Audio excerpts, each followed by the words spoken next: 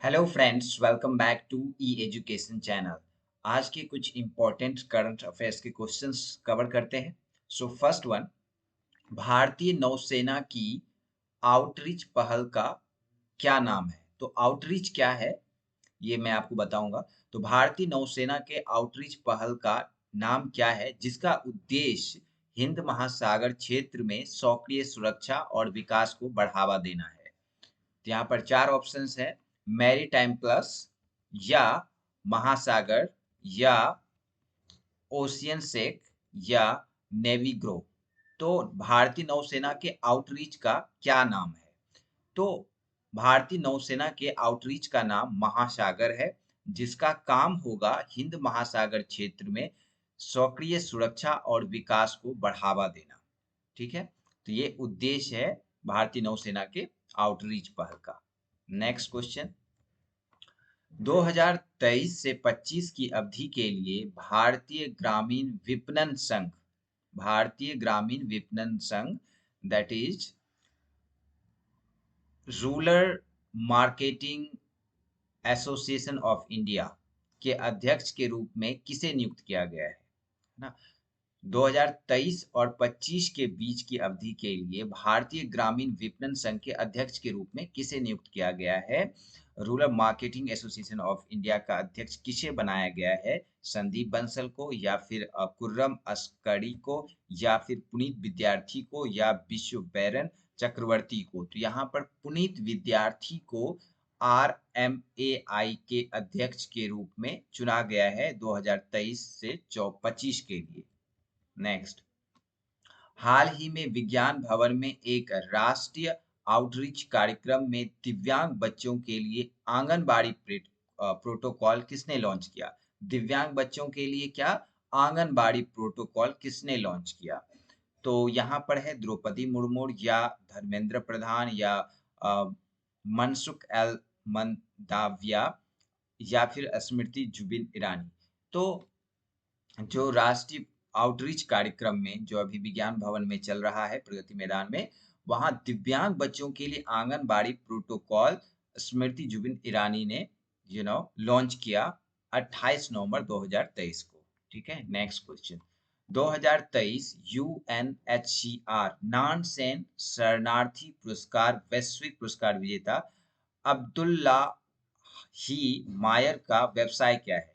तो अब्दुल्लाही मायर एक जो है पुरस्कार विजेता है ग्लोबल लेवल के, और इनको मिला है एन यूएनएचसीआर नानसेन शरणार्थी पुरस्कार। तो इनका व्यवसाय क्या है? अब लोग अब्दुल्लाही मायर का व्यवसाय क्या है?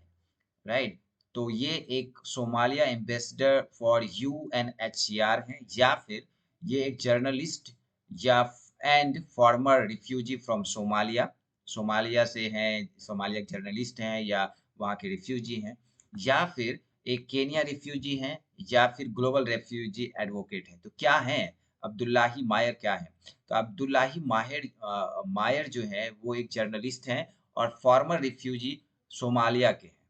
ठीक है, सोमालिया के ये फॉर्मर रिफ्यूजी हैं और जर्नलिस्ट भी हैं अब्दुल्लाही मायर, जिनको कि यूएनएचसीआर नानसेन शरणार्थी पुरस्कार मिला ग्लोबल लेवल पे। ठीक है, अब इन्होंने क्या किया, इन्होंने जो केनिया के बच्चे हैं, जो डिस्प्लेस्ड बच्चे हैं, जो जिनका घर द्वार छिन गया है, तो जो रिफ्यूजी आप कह सकते हैं, ऐसे बच्चे हैं, उनको 1 लाख बच्चों को इन्होंने किताबें दी। राइट, सो इसलिए इनको पुरस्कार मिला। नेक्स्ट, मिजोरम के जो राज्यपाल हैं आज के दिन में, वो हरि बाबू कम्बम पति हैं। राइट, कम्बम पति हैं, हरि बाबू कम्बम पति, जिन्होंने भारत की पहली महिला एच डी कैम्प जिसे शॉर्ट फॉर्म में एडीसी कहते हैं के रूप में किसे नियुक्त किया? भारत की पहली महिला एस एडीसी, भारत की पहली महिला एडीसी किसे बनाया? डॉक्टर हरिबाबू कम्बमपति एक राज्यपाल है मिजोरम के। तो यहाँ पे है कविता ए वालिया, अवनी चतुर्वेदी, अंजलि सिंह, या मनीषा पाधी। राइट, तो मनीषा पाधी को इन्होंने एडीसी, पहली महिला एडीसी कौन बनी? मनीषा पाधी। तो ये 2015 बैच के एयरफोर्स ऑफिसर रहे हैं, जिनको अभी एडीसी बनाया गया है। हाल ही में स्वीकृत पहल प्रधानमंत्री जनजाति आदिवासी न्याय अभियान का फोकस पॉइंट क्या है, राइट? कहा जाए तो एक टैग लाइन क्या है, या काम का जो जिस पे काम होना है उसका फोकस पॉइंट क्या है। ये जो अभियान चल रहा है, महाअभियान, प्रधानमंत्री जनजाति आदिवासी न्याय महाअभियान का फोकस पॉइंट क्या है?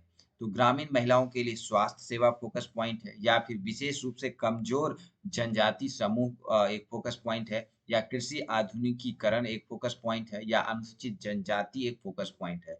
तो यहाँ पर विशेष रूप से कमजोर जनजाति समूह, जो काफी पिछड़े जनजाति समूह है, उस पर फोकस करने के लिए ये अभियान महाअभियान चलाया गया है। स्वीकृत पहल प्रधानमंत्री जनजाति आदिवासी न्याय महाअभियान, इसके तहत जो है, जो कि कमजोर वर्ग की, विशेष रूप से कमजोर जनजाति समूह को फोकस किया जाएगा, और इसके तहत इनका जो अमाउंट लगने वाला है 24,104 करोड़ रुपए का जो है इस पे खर्च आने वाला है। Next, OECD organization for economic corporation development के अनुसार, organization for economic corporation development के अनुसार, भारत की जो है वित्तीय वर्ष 2024-25 एंड 25-26 में राइट, भारत की अर्थव्यवस्था का अनुमानित विकास दर क्या रहेगा? भारत की जो इकोनॉमिक ग्रोथ है उसका रेट क्या रहेगा 24-25 में?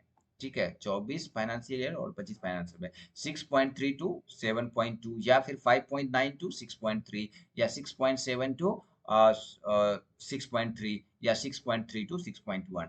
तो ओईसीडी के अकॉर्डिंग 2024-25 में 6.3 रहेगा, और 25-26 में 6.1 हो जाएगा। ठीक है। नेक्स्ट, भारत सरकार ने 2 बहुराष्ट्रीय निगमों को भारतीय रेलवे पर कवच नामक स्वचालित ट्रेन टकराव बचाव प्रणाली को तैनात करने के लिए मंजूरी दी। तो मतलब जब आमने सामने से ट्रेन आएगी तो ऑटोमेटिकली रुक जाएगी, वो टकराएगी नहीं। तो इस सिस्टम को कवच नाम दिया गया है, और इस कवच नाम को इम्प्लीमेंट करने के लिए भारत सरकार ने 2 कंपनियों को रीच किया है, 2 कंपनियों से साझेदारी किया है। तो वो 2 कंपनी कौन सी है? तो HBL power system and Siemens AG, या कैनेक्स micro systems and Medha servo drivers, या फिर सीमेंस एजी या क्योसेंस इलेक्ट्रिक मैन्युफैक्चरिंग, या दूसरा Medha servo drives and HBL power system. तो भारत सरकार ने Siemens AG and Kyosan electric manufacturing को रीच किया है, एग्रीमेंट किया है, ताकि भारतीय रेलवे में राइट यहाँ पे कवच नामक स्वचालित ट्रेन बचाव प्रणाली को लगा सके।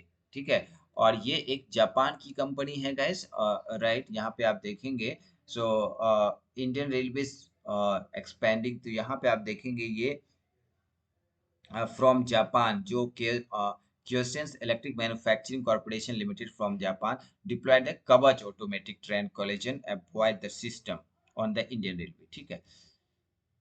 अडानी पावर ने डीकार्बोनाइजेशन प्रयासों के तहत अदानी का एक पावर प्लांट है, राइट।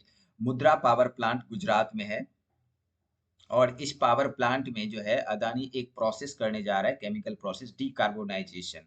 इसके तहत क्या ये जनरेट कर रहे हैं ग्रीन अमोनिया, या विंड एनर्जी, या सोलर पैनल, या ब्लू हाइड्रोजन। तो ये जो है मुद्रा पावर प्लांट जो गुजरात में है, वहां पर डीकार्बोनाइजेशन प्रोसेस के तहत ग्रीन अमोनिया एक्सट्रैक्ट कर रहे हैं। क्या कर रहे हैं? Green ammonia. ठीक है।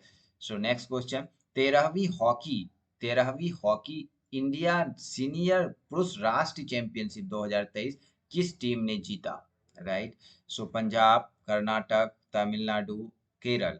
तो पंजाब ने जो मेन नेशनल चैंपियनशिप 2023 जो हॉकी के लिए होता है, सीनियर पुरुष लेवल का, तो उसमें 13वां ये सेशन था, और उसमें पंजाब ने हरियाणा को हराया और गोल्ड मेडल जीता।